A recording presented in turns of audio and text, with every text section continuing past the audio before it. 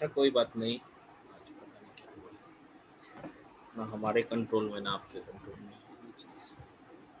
चलिए देखिए, हम कह रहे हैं कि भाई जो meristematic tissue after maturation get specialised,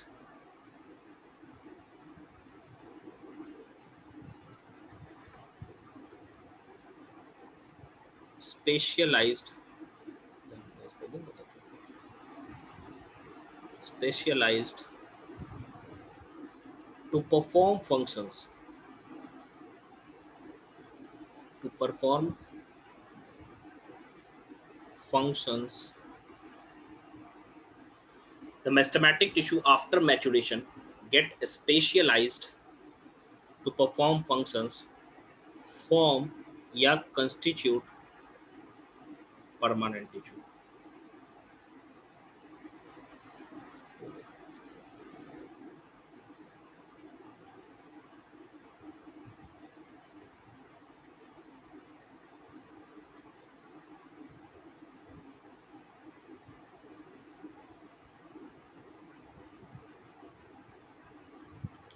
Constitute permanent tissue.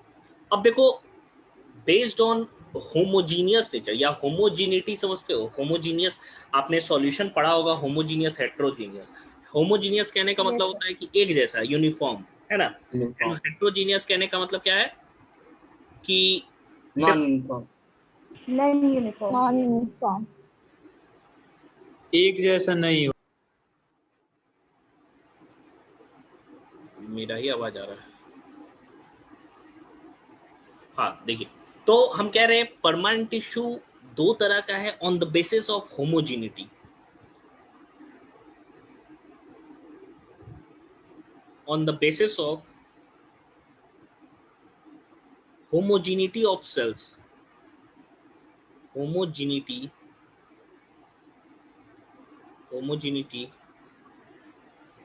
of cells. Permanent tissue is of two types. Permanent tissue is of two types. Is of two types. नहीं नहीं, बिल्कुल नहीं। डेड टिश्यू कहाँ है? सारा परमानेंट डेड नहीं है, कुछ है। दो तरीके का है हमारे पास।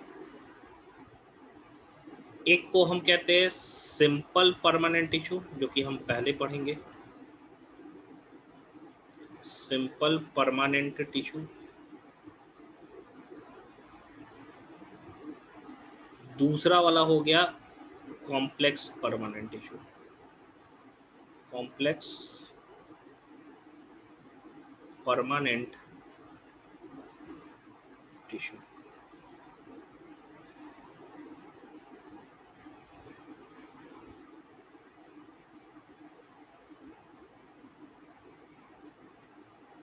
Simple permanent tissue and complex permanent tissue, ठीक है? एक एक करके हम पढ़ेंगे। ये हमारा फर्स्ट हो गया हेडिंग, ये सेकंड, ये बाद में पढ़ेंगे, पहले हम लोग फर्स्ट को देखेंगे। होमोजेनिटी समझे? होमोजेनिटी कहने का मतलब क्या है? एक जैसे सेल्स है। मतलब कि अगर सिंपल परमानेंट की हम बात कर रहे हैं तो इसमें एक ही जैसा सेल है। मतलब कहने का मतलब खाली एक ही तरह के सेल से बना होता है, इसको सिंपल परमानेंट कहते हैं। अगर डिफरेंट टाइप ऑफ सेल्स मिलकर कंबाइन करके एक टिश्यू बना रहे तो उसको कॉम्प्लेक्स परमानेंट टिश्यू हम कहते हैं, ठीक है?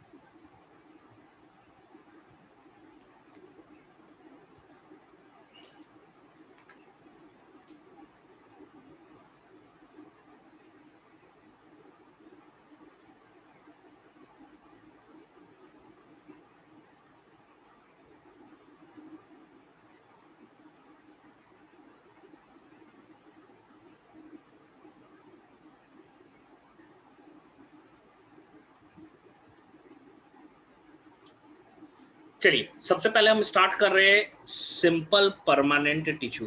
First is simple permanent tissue. Simple permanent tissue. देखो यहाँ पे अगर हम सिंपल परमानेंट टिश्यू की बात कर रहे हैं तो भाई ये सिंपल परमानेंट टिश्यू जो एक्चुअली होता है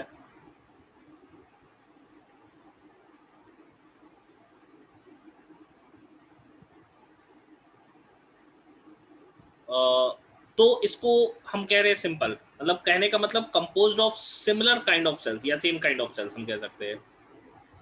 composed of same kind of cells, same kind of cells, इसी को हम क्या कह रहे हैं, सिंपल परमानेंट टिश्यू। बिल्कुल अपूर्वा, जब मेरिस्टेमेटिक नेचर का है वही क्या है, स्पेसिफिक हो जाता है फंक्शन करने के लिए तो उसे परमानेंट कहते हैं।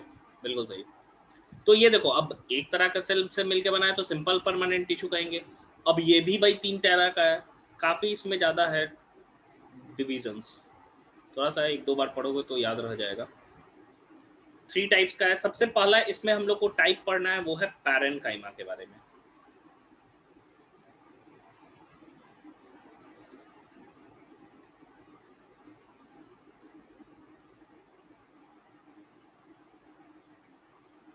पैरेनकाइमा सबसे पहला डिफरेंशिएशन। डिफरेंशिएशन कहने का मतलब होता है किसी काम के लिए डिफरेंशिएट कर गया। भाई डिफरेंशिएट मतलब कि सिंपल हम कोई काम के लिए रिस्पॉन्सिबल हो गए, कोई काम करने लगे, ठीक है, तो उसी को डिफरेंशिएशन कहते हैं।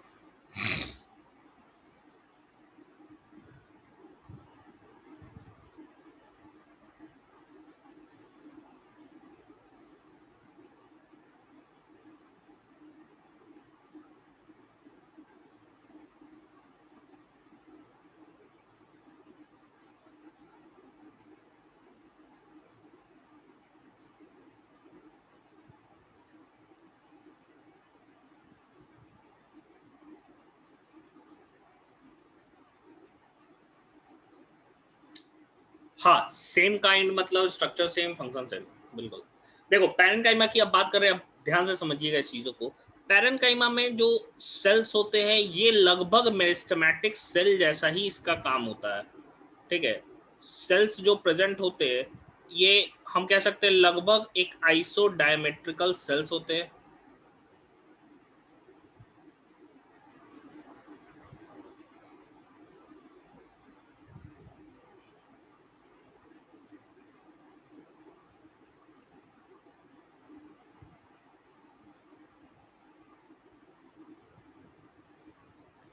अब ओवल या स्फेरिकल शेप्ड सेल्स है, हम अगर मान लो कह रहे ओवल शेप्ड सेल्स,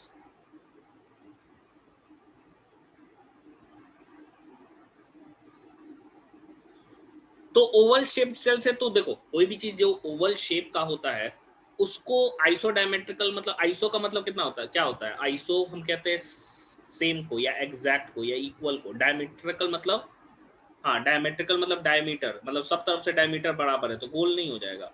तो समझो इस चीज को, अगर गोल चीज है उसको हम कितना भी सटाएंगे तो बीच में क्या हो जाएगा, इंटरसेलुलर स्पेस रहेगा ना। तो इनमें क्या है, इंटरसेलुलर स्पेस प्रेजेंट होता है। दो सेल के बीच का स्पेस को इंटरसेलुलर स्पेस हम कहते हैं, हैव इंटरसेलुलर स्पेस।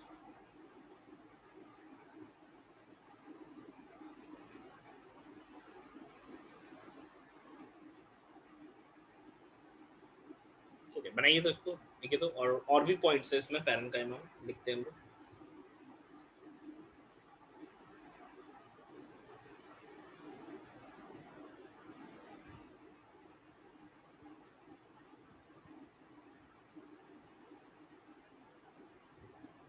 हो गया। अब देखो यहाँ पे ये पैरेनकाइमा जो है ना ये सिंपल है कि जो मेरिस्टेमेटिक टिश्यू था ना सब चीज़ वैसे ही, मतलब थिन वॉल होगा, शेप स्फेरिकल है, ओवल है, हम कह सकते हैं इंटरसेलुलर स्पेस है। बस ये काम क्या करने लगा है भाई, खाना स्टोरेज, मतलब मेन जो फंक्शन अगर हम बात करते हैं ना प्राइमरी फंक्शन पैरेन्काइमा का, तो वो फूड का स्टोरेज होता है, खाना स्टोर करके रखता है। जस्ट लाइक हम कह रहे हैं कि एक तरीके से रेफ्रिजरेटर का काम कर रहा है कि खाना स्टोर करते जाओ करते जाओ, क्योंकि जरूरत पड़ेगा तो उसको यूज करेंगे हम। तो पैरेन्काइमा क्या है, मेन फंक्शन इसका फूड स्टोरेज। लेकिन हाँ, मेन फंक्शन के साथ साथ क्या है, इसका सेकेंडरी फंक्शन भी है। क्या क्या है सेकेंडरी फंक्शन, देखते हैं हम लोग।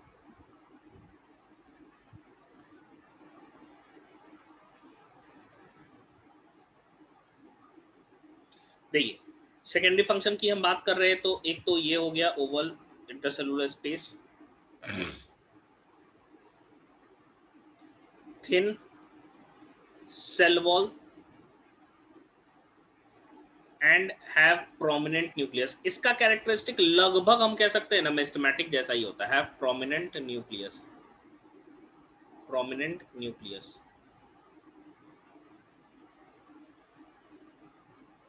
ये जस्ट अभी अभी बस मेरिस्टेमेटिक है।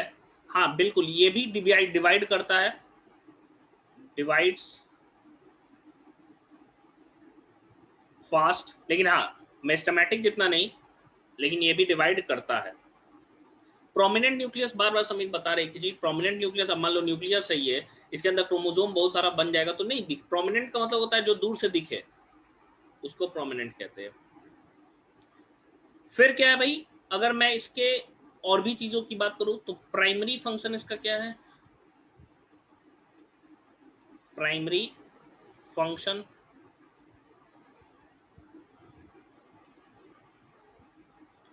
Food storage. ठीक है, खाने को भाई स्टोर करके रखता है, फूड स्टोरेज।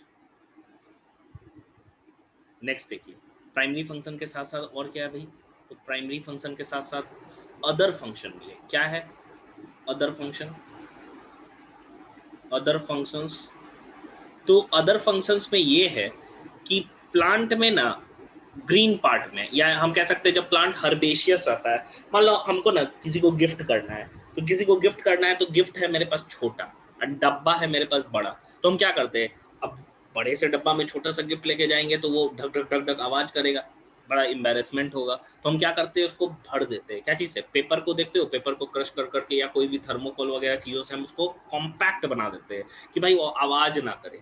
यही चीज पैरेन्काइमा भी करता है। मतलब समझना, हर्बेसियस स्टेम में ना, या हर्बेसियस पार्ट में जहां कुछ नहीं है, जहां फिलिंग का काम करना है ना कि भरना है, तो ये टिश्यू काम आता है। मतलब वहां पे क्या है, पैरेन्काइमा प्रेजेंट होता है एज अ फिलिंग टिश्यू। बिल्कुल अंशु, तो हम कह सकते हैं कि अदर फंक्शंस में क्या है भाई, तो अदर फंक्शंस में है it forms the packaging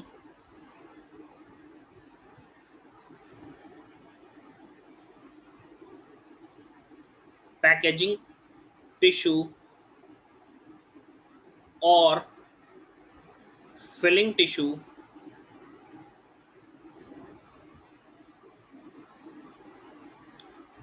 in herbaceous stem, herbaceous stem।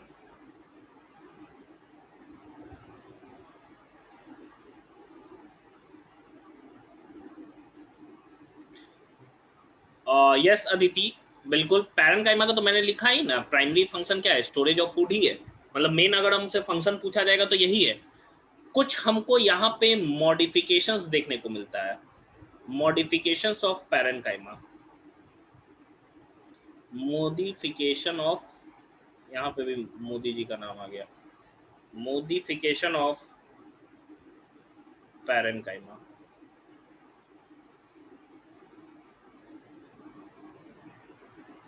Parenchyma is also very patriotic towards its prime minister.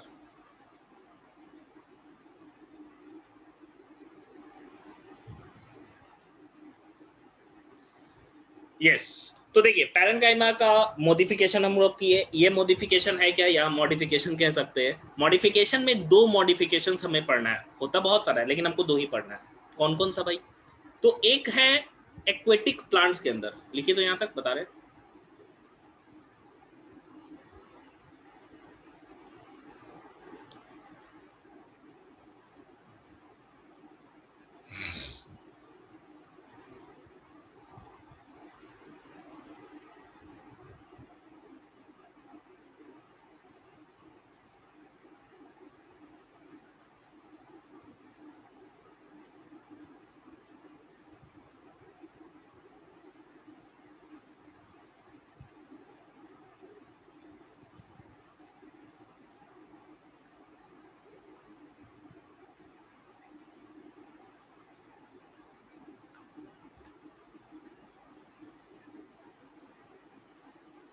Anuja एक मिनट मैं बता दे रहा। अदर फंक्शन में देखो मैं क्या बोला कि मान लो ये है ऐसे, तो यहाँ पे सेल्स प्रेजेंट होंगे, तो जो फिलिंग का काम कर रहा है ना कि भाई कहीं कुछ नहीं है तो खाली ना रह जाए प्लांट के अंदर वो जगह, तो वहां फिल करने का काम किसका है भाई? तो फिल करने का काम पैरेन्काइमा का है।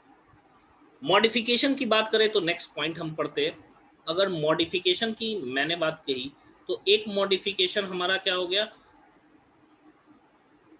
एक मॉडिफिकेशन हो गया, इसको एरेनकाइमा बोलते हैं। एरेनकाइमा। अब समझना इस चीज को, एरेन मतलब एरेन जो है वो एयर से वर्ड लिया गया है। एयर कब भरेगा समझना, अगर मान लो हम बोल रहे हैं ये जो सेल्स है इनके बीच का इंटरसेलुलर स्पेस बढ़ गया, अगर हम कह रहे हैं लार्ज इंटरसेलुलर स्पेस है, जाहिर सी बात है वहां पे कोई मशीन तो लाए नहीं है कि हम उसको वैक्यूम बना देंगे, तो अगर लार्ज इंटरसेलुलर स्पेस होता है तो उसके अंदर क्या भरा होगा, जाहिर सी बात है it contains air. And air क्या करता है, आप पढ़ोगे, आप क्लास 9th में हो, आप ग्रेविटेशन पढ़ लिए क्या? नहीं अभी नहीं पढ़े होगा, तो काइनेमेटिक्स पढ़े होगे। तो ग्रेविटेशन तीसरा चौथा चैप्टर होगा आपका, उसमें एक प्रिंसिपल आएगा, उसको बोलते हैं आर्किमिडीज प्रिंसिपल। ठीक है, उसमें एक प्रिंसिपल है उसको आर्किमिडीज प्रिंसिपल बोलते हैं। नाम सुने हैं क्या कभी आर्किमिडीज प्रिंसिपल के बारे में?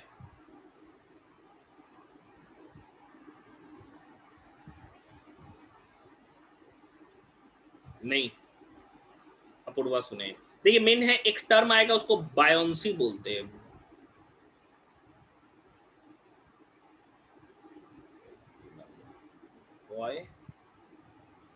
बॉयंसी मतलब होता है फ्लोटिंग टेंडेंसी, कि भाई किसी चीज को हम डुबाने की कोशिश करेंगे ना वो क्या होगा, फ्लोट करेगा। इसी चीज को हम बायंसी कहते हैं।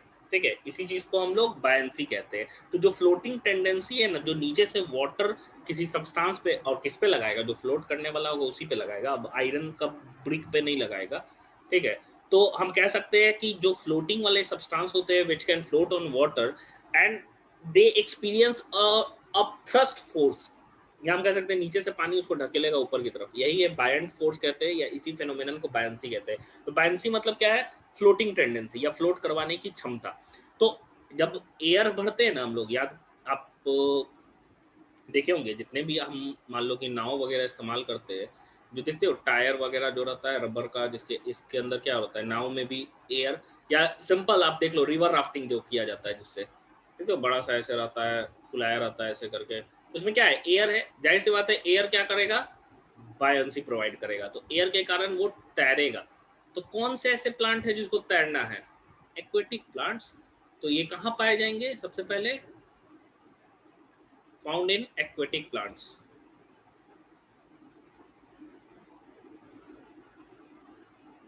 एक्वेटिक प्लांट्स है ना।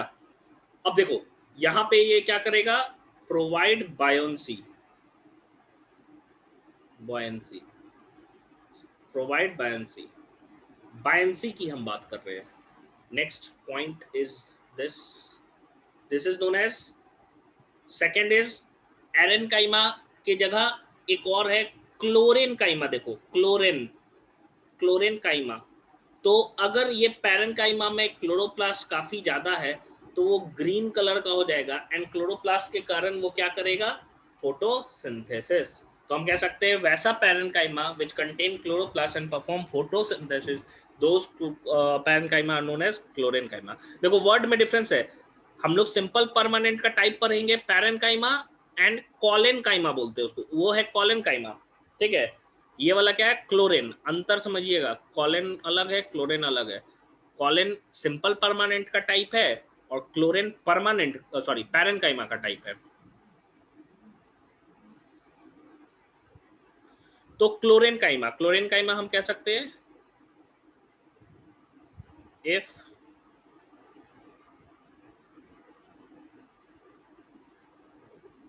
Parenchyma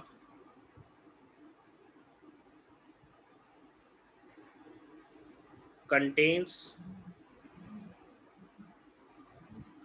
chloroplast, chloroplast and perform photosynthesis।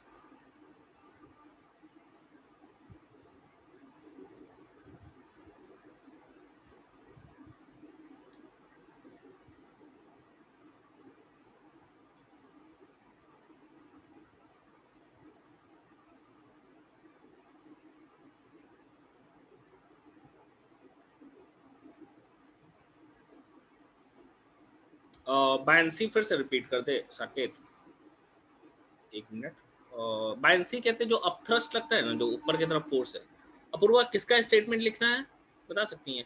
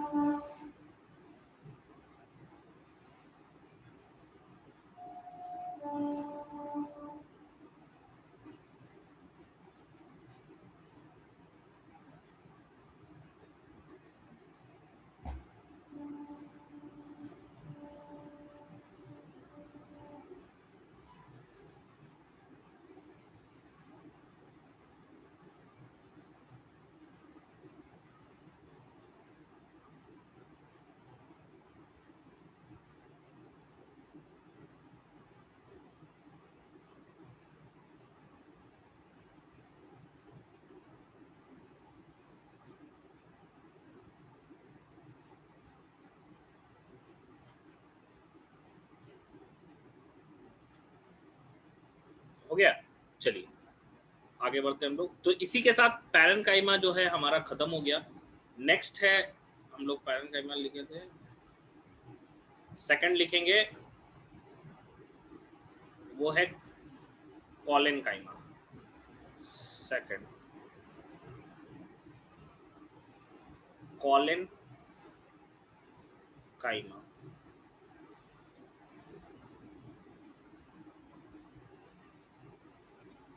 Collenchyma की बात करें ना, तो कॉलेनकाइमा कुछ हम कह सकते हैं पॉलीगोनल शेप्ड सेल्स होते हैं।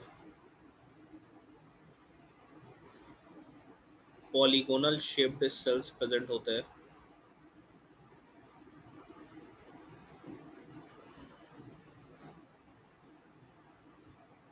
ये जो पॉलीगोनल शेप्ड सेल्स है, एक्चुअली इनको हम कह सकते हैं,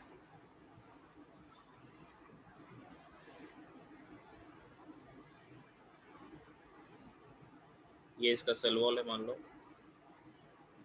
इसके वर्टिसेस पे ना डिपोजिशन पाया जाता है सेलुलोज का ही, मतलब नॉर्मली सेलुलोज का ही सेल वॉल बना होता है। एंड इसके हम कह सकते हैं वर्टिसेस पे क्या है, डिपोजिशन पाया जाता है किसका, सेलुलोज और पेक्टिन का ही पाया जाता है वर्टिसेस पे। जाहिर सी बात है ज़्यादा डिपोजिशन होगा तो वो उसको क्या कर देगा, मोटा कर देगा। मोटा करेगा तो जाहिर सी बात है मैकेनिकल स्ट्रेंथ प्रोवाइड करेगा, है ना।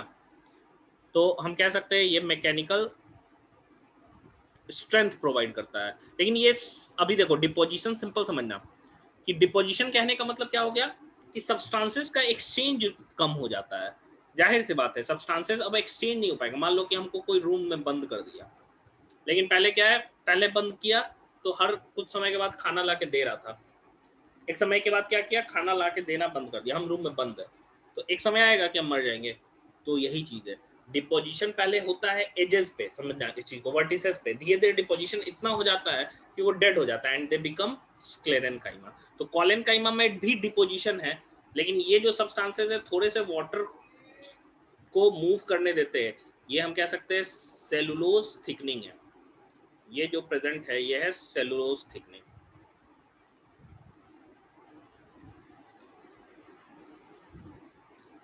Thickening, cellulose thickening. तो कॉलेनकाइमा क्या है भाई, इसको ना लिविंग मैकेनिकल टिश्यू कहते हैं, क्योंकि ये जिंदा है लेकिन प्रोवाइड कर रहा है मैकेनिकल सपोर्ट।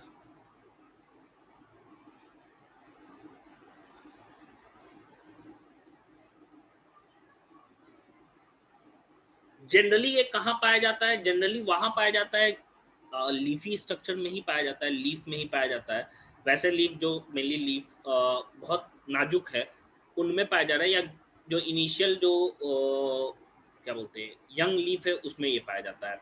जैसे अगर मान लो हम यंग लीफ को ऐसे बात करेंगे, ऐसे करके याद करिए, हम लोगों ने लीफ का डायग्राम पहले चैप्टर में नहीं, इसमें नहीं देखा था, लीफ का नहीं देखा था। तो लीफ का समझना, सबसे ऊपर का जो लेयर है ना, ऐसे इसको एपिडर्मिस कहते हैं, इस पार्ट को एपिडर्मिस कहते हैं। मतलब लीफ के दोनों ऊपर सरफेस पे जो सेल है ना, सेल का लेयर है, उसको एपिडर्मिस कहते हैं। एंड एपिडर्मिस के नीचे वाले लेयर को हाइपोडर्मिस कहते हैं। तो ये वाला जो लेयर है इसको हाइपोडर्मिस कहेंगे, हाइपोडर्मिस। तो ये हाइपोडर्मिस जो लीफ का होता है ना, ये लीफ है मान लो ऐसा दिख तो नहीं रहा, तो हम कह रहे हैं जो हाइपोडर्मिस वाला पार्ट होता है ना, वही कोलेनकाइमा से बना होता है। Forms the hypodermis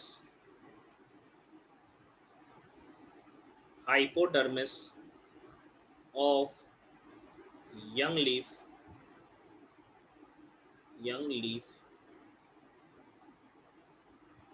and herbaceous stem,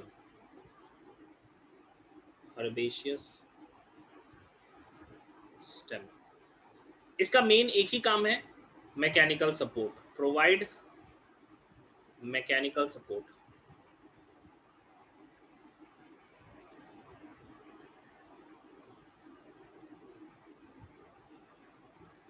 ये सेलुलोज के साथ साथ क्या है, पेक्टिन भी है।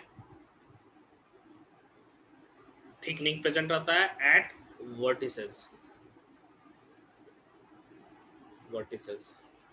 सेल्स कैसे हो गए, सेल्स आपके क्या हो गए, पॉलीगोनल शेल्स हो गए।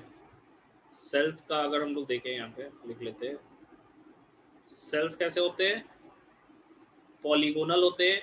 एंड पॉलीगोनल होने के कारण इसके अंदर नेग्लिजिबल इंटरसेलुलर स्पेस पाया जाता है, पॉलीगोनल इन शेप। हम कह सकते हैं no intercellular space, no intercellular space. जाहिर सी बात है इंटरसेलुलर स्पेस कम होगा तो वो क्या होगा, हार्ड होगा स्पेस।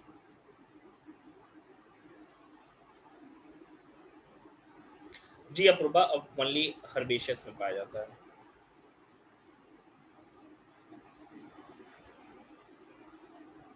हाँ साकेत बोलिए, बोल सकते हैं आप,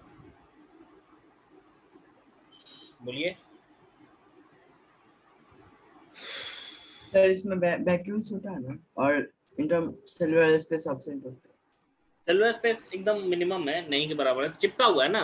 अब मान लो ईंटा जैसा है, चौड़ा चौड़ा, तो वो तो चिपक जाएगा ना। गोल गोल रहेगा तो कितना भी चिपकाएंगे तो बीच में स्पेस रहेगा ही, यही चीज हो रहा है। और वैक्यूम्स सर, हाँ, वैक्यूल्स वैक्यूल्स इसमें पाए जाएंगे।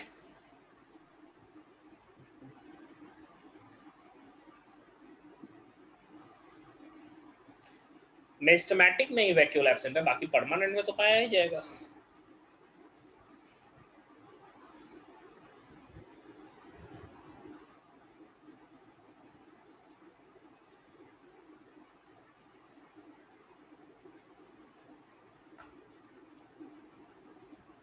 हो गया।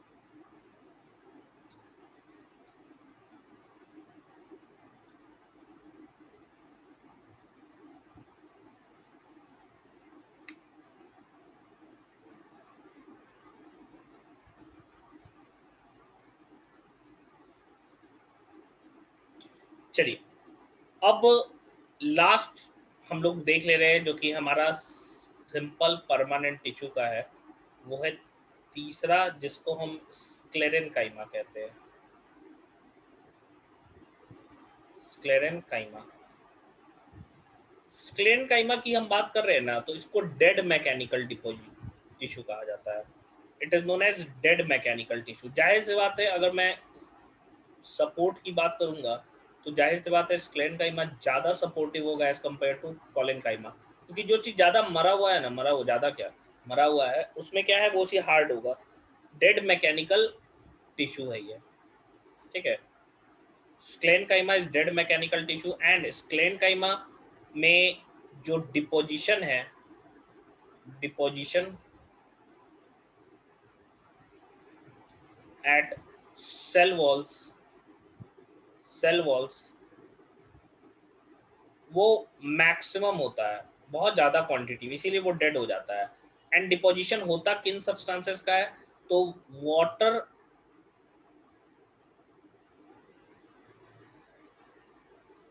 impervious substances,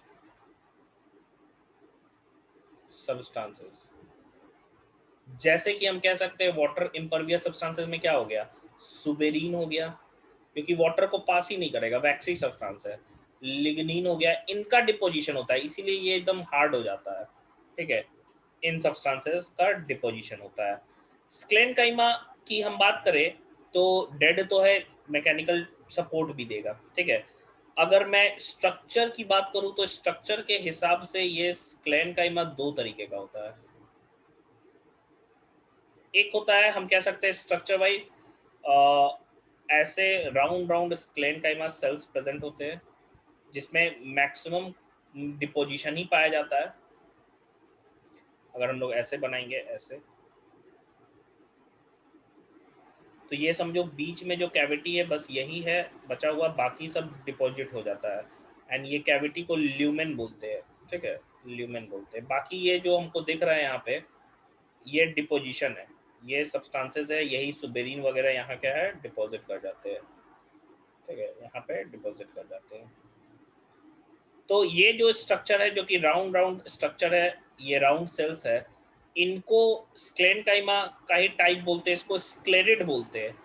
जैसे कि स्क्लेरिड वगैरह पाया जाता है, जो ग्रिटीनेस हमको दिखता है ना, खुरदरापन, जो फल खाते हैं, जैसे फल में हम कौन सा फल खा रहे हैं, आप नाशपाती खाए हैं तो नाशपाती में अंदर ना खुरदरा जैसा लगेगा, तो वो स्क्लेरिड के कारण होता है, पियर। ठीक है, तो ये हमारा डिपोजिशन हो गया, ये स्ट्रक्चर है स्क्लेरिड। स्क्लेरिड्स क्या कर रहा है, जैसे एग्जांपल आपका हो गया ग्रिटीनेस, खुरदरापन को ना ग्रिटीनेस बोलते हैं, ग्रिटीनेस इन पियर। ठीक है, फिर क्या है, ये इलोंगेटेड होता है, फाइबर्स के रूप में प्रेजेंट होता है, ऐसे इलोंगेशन थ्रेड लाइक फाइबर्स के रूप में प्रेजेंट होते हैं, ऐसे। एंड इसमें भी डिपोजिशन हमको देखने को मिलता है, ये कुछ डिपोजिशन।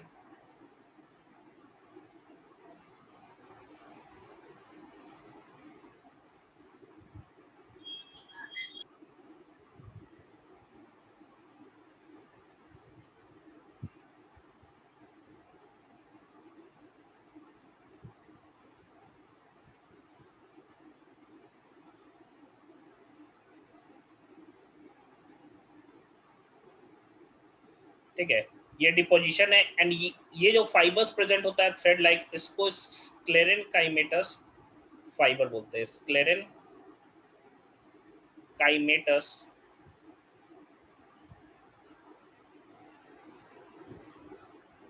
फाइबर्स। ठीक है, तो दो तरह का स्क्लेनकाइमा स्ट्रक्चर के बेसिस पे, जैसे एग्जांपल हो गया, आपको थ्रेड लाइक स्ट्रक्चर कहाँ नजर आएगा, हस्क जो होता है, या क्वाइल ऑफ कोकोनट, जो कोकोनट में जो हस्क है वो क्या है, स्क्लेनकाइमेटस फाइबर के रूप में। डेड है, जाहिर सी बात है, तो ये डेड मैकेनिकल टिश्यू है, ये भी क्या करेगा, सपोर्ट या स्ट्रेंथ प्रोवाइड करेगा। तो इसी के साथ हम लोगों का सिंपल परमानेंट टिश्यू खत्म हो गया। नेक्स्ट क्लास में हम कॉम्प्लेक्स परमानेंट टिश्यू पढ़ेंगे, जो सर कि वाई के बाद क्या लिखा हुआ है? हाँ बोलिए।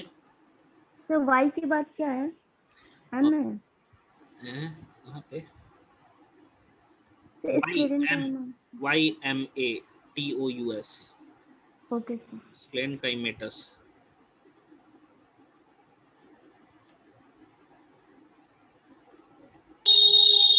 Sir deposition of cell wall के बाद क्या लिखा है?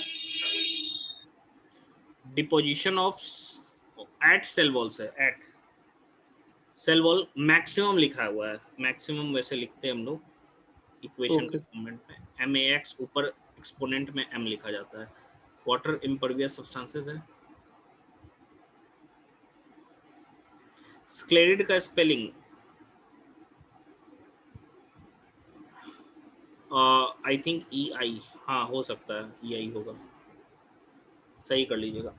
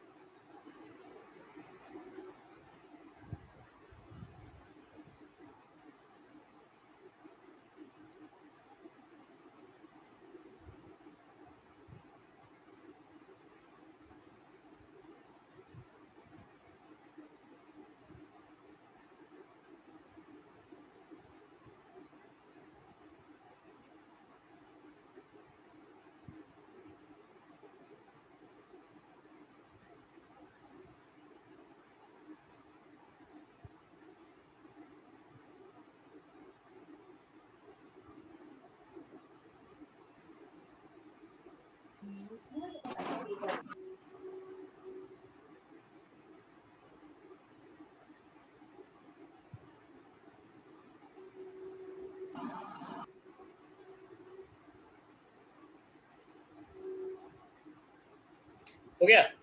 तो जिनका हो गया वो लीव कर सकता है, कुछ पूछना है तो पूछ सकते हो।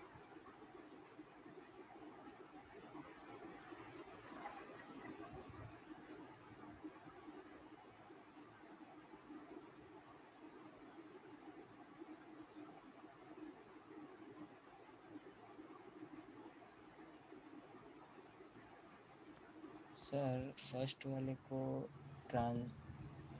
ट्रांसवर्स सेक्शंस एंड बी वाले को लॉन्गिट्यूडिनल सेक्शन भी तो बोल सकते हैं।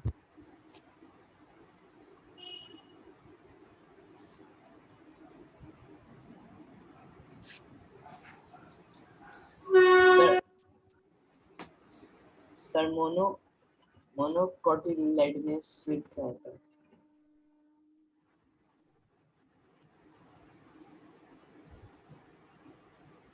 Meaning of cluster of egg, Puja cluster of egg कहने का मतलब है जो ग्रुप है उसी को, कि ढेर सारा एग है उसी को क्लस्टर ऑफ एग कह सकते हैं। सर मोनोकोटिलाइडनेस सीड्स क्या होते हैं?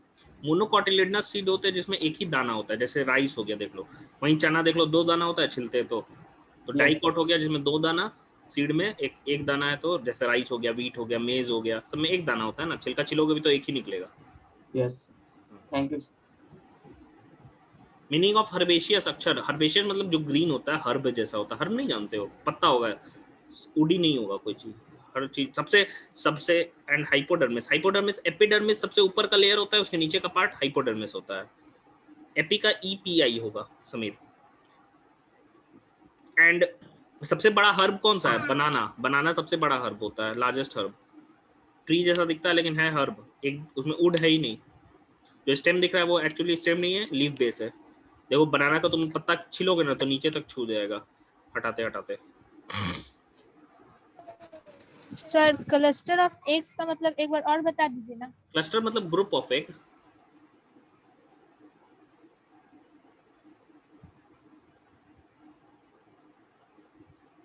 लॉन्गेस्ट फेज कौन सा, किस फेज की बात कर रहे हैं हम लोग, किस संदर्भ में longest phase in our body? Ashu sorry,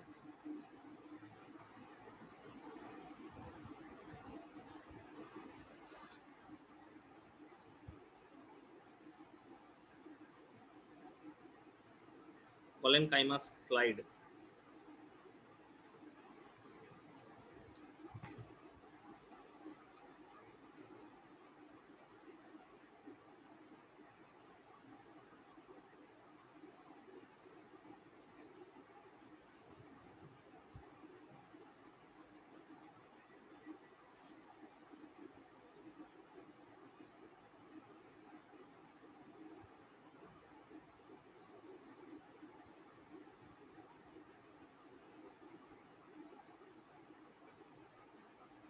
sir can I ask one question? I am not understand Hindi meaning.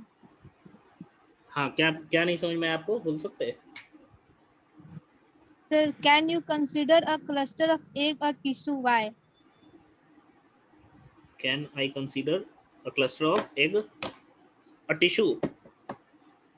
Yes, we can consider a cluster of egg as tissue because it is a group of cells having similar origin. That's why.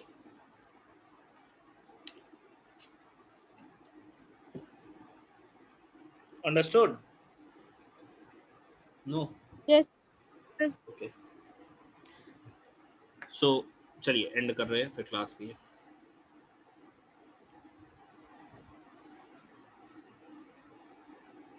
Epidermis होता है please.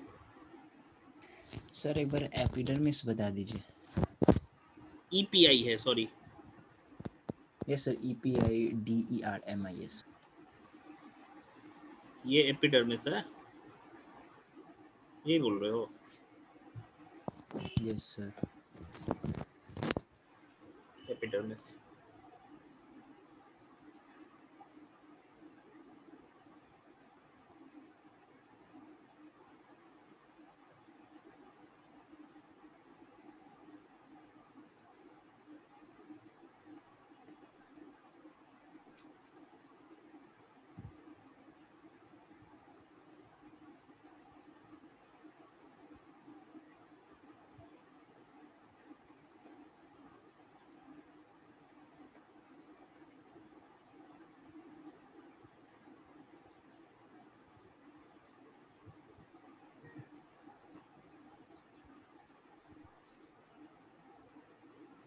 चलिए and कर रहे हैं.